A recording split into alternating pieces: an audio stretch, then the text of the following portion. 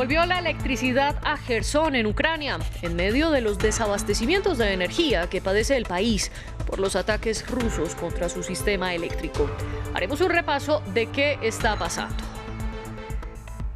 El ayatolá iraní Ali Khamenei valoró la represión que la milicia Basij ha hecho en las protestas, al afirmar que los uniformados han sacrificado sus vidas. Esto a pesar de las denuncias que señalan que en las manifestaciones han muerto cerca de 500 personas. Y Argentina sigue viva en el Mundial de Fútbol de Qatar, mientras que Francia se convirtió en el primer equipo en confirmar su paso a octavos de final. Las dos selecciones ganaron frente a México y Dinamarca, respectivamente. Ampliamos desde Doha en minutos. Bienvenidos a las noticias internacionales de France 24. Yo soy María Clara Calle. Gracias por acompañarnos.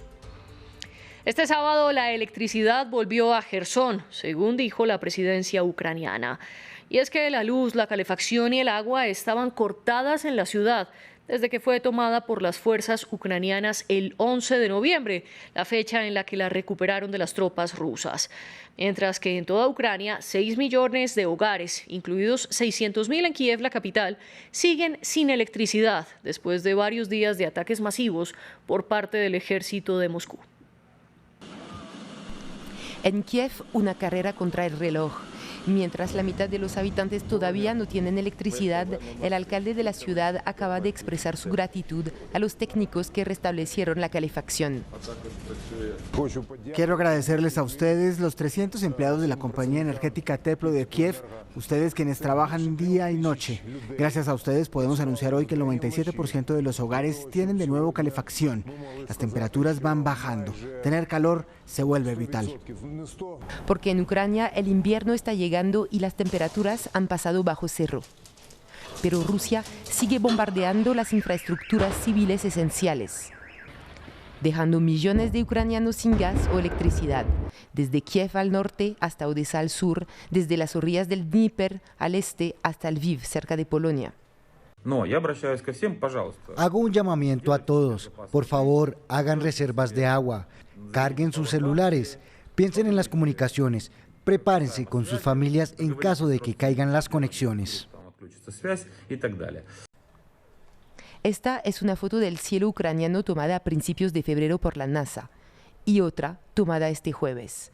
Según Naciones Unidas, la falta de energía en Ucrania este invierno podría llevar a nuevos desplazamientos de la población, dentro de los cuales podría haber un éxodo afuera del país. Y en Italia, las fuertes lluvias provocaron deslizamientos de tierra en la isla de Ischia, en el suroeste del país. Por lo menos 10 edificios colapsaron y 12 personas están desaparecidas. Hasta ahora se ha confirmado un muerto, según la prefectura de Nápoles, a la que pertenece esta isla.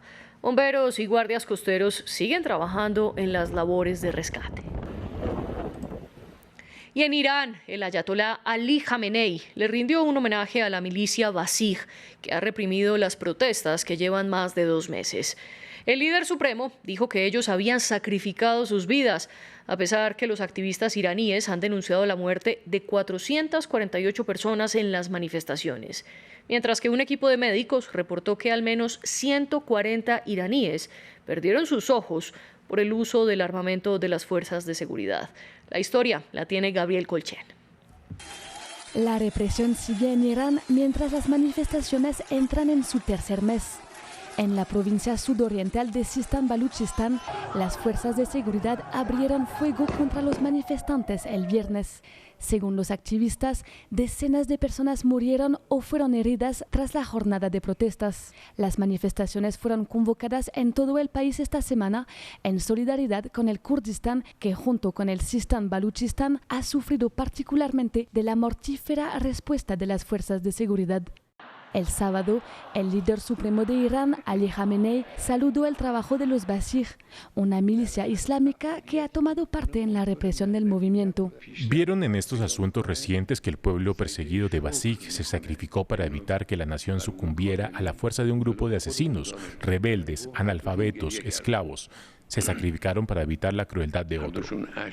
Según la agencia de noticias de activistas de derechos humanos, 448 personas fallecieron desde el inicio de las protestas, que fueron convocadas tras la muerte de Mahsa Amini. Las autoridades iraníes, por su parte, afirman que unos 50 efectivos de las fuerzas de seguridad murieron en las movilizaciones. Este jueves, el Consejo de Derechos Humanos de la ONU votó por la creación de una investigación independiente sobre la represión de las protestas. Pero Irán condenó la medida y dijo que era inútil y representaba una violación de la soberanía nacional del país.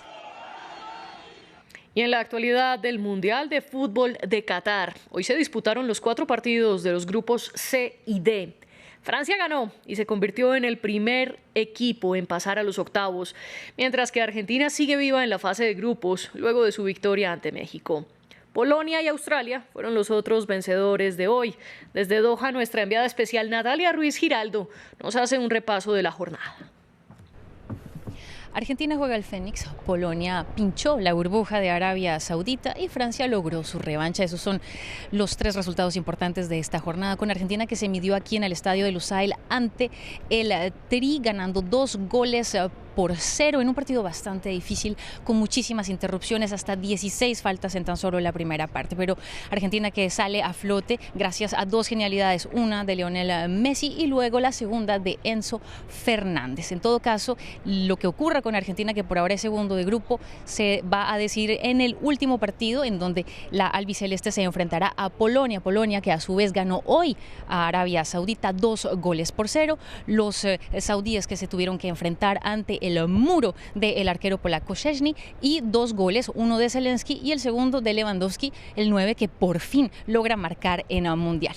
Por el lado de Les Bleus, por fin ganaron a Dinamarca 2-1, doblete de Mbappé, e importante, los 2 hombres que hicieron los pases para estos goles. El primero es Theo Hernández y el segundo es Antoine Griezmann, y con este resultado de 2-1, pues ya Francia tiene 6 puntos y es la primera selección aquí en Qatar 2022 en estar en octavos de final.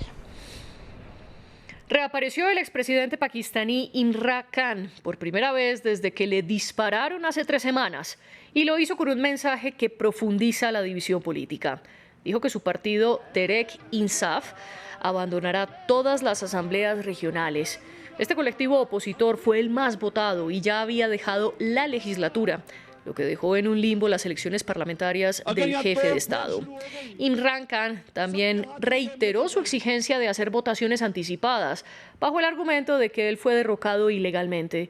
Pero el primer ministro Shahbaz Sharif, con la ayuda del gobierno estadounidense, desestiman las acusaciones y se mantienen en convocar las elecciones para el 2023.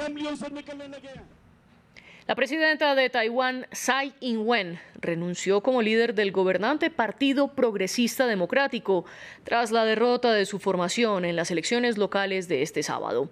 La oposición, el Partido Nacionalista del Kuomintang, el fundador de la llamada República de China o Taiwán, ganó en varios territorios de la isla en la votación en que se decidieron también alcaldes, concejales y otros líderes locales.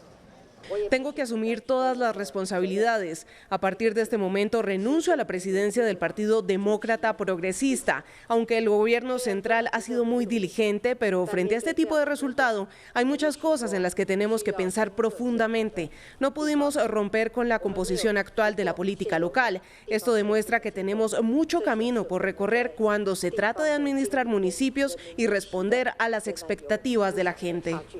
Previamente hablamos con el politólogo Fernando Pedrosa, quien analizó las diferencias entre la línea ideológica del Kuomintang respecto al Partido Democrático y las consecuencias de estas elecciones para la política interna de Taiwán. Hola Rosa, ¿qué tal? Efectivamente, la oposición tuvo un fuerte triunfo en las elecciones locales. Podemos decir que el Kuomintang, el partido histórico, defiende una relación madura con China, una relación sin conflicto. No es un partido que defienda una unión con China, volver a China comunista, pero sí una política no independentista y no de provocar al gobierno comunista chino. Bueno, ahí sí tiene más que ver porque efectivamente hay elecciones presidenciales en 2024 y Tsai no puede reelegir.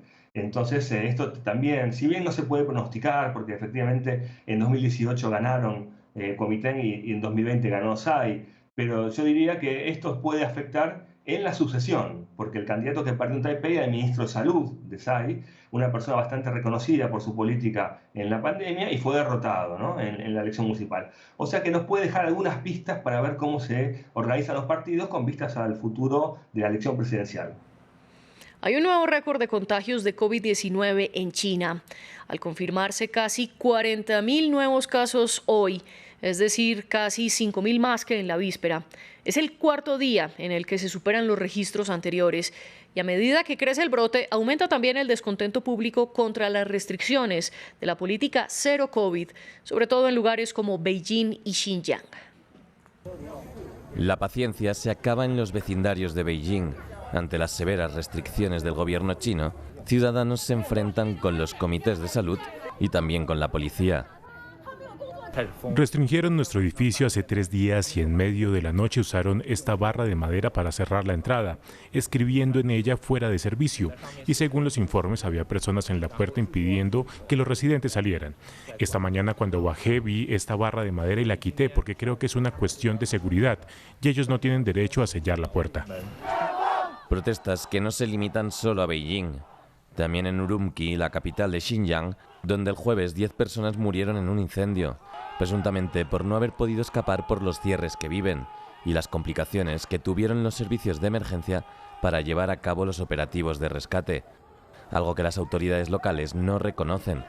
Esto ha desencadenado la ira en la región de mayoría uigur, es decir, musulmana, y contra la que las organizaciones de derechos humanos denuncian que se cometen graves abusos por el gobierno chino.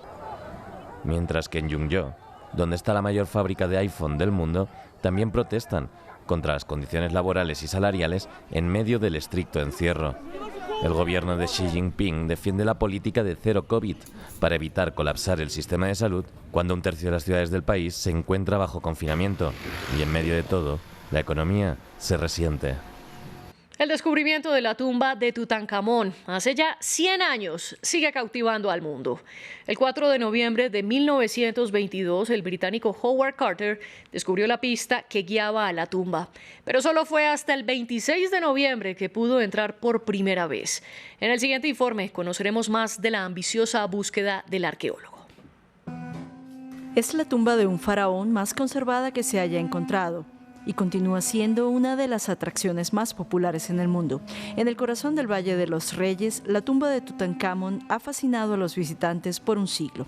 Excavadores encabezados por el arqueólogo inglés Howard Carter la descubrieron en noviembre de 1922, revelando primero unos escalones, luego una puerta, una antesala, y después de más de un año de escarbar llegaron a un segundo nivel que los condujo a una tumba.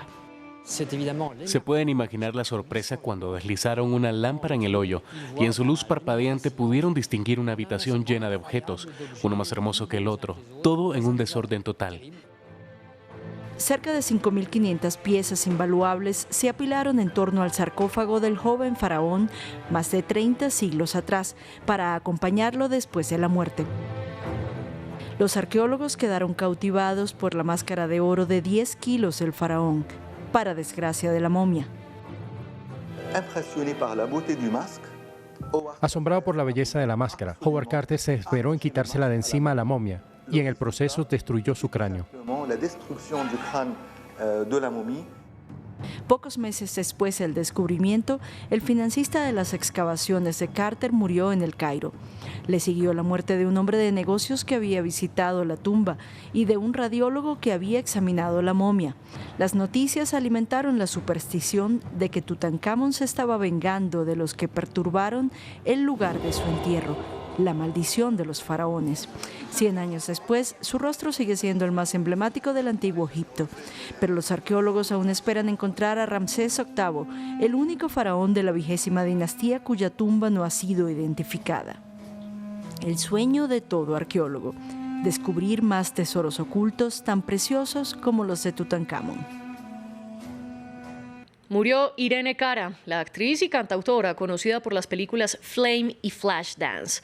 Su publicista Judith Moose explicó a través de un comunicado en Twitter que se desconoce la causa de la muerte. Escuchemos la canción del drama musical que le valió un premio Oscar a la mejor canción original y 2 nominaciones a los Grammy. Hasta aquí las noticias, sigan con France 24.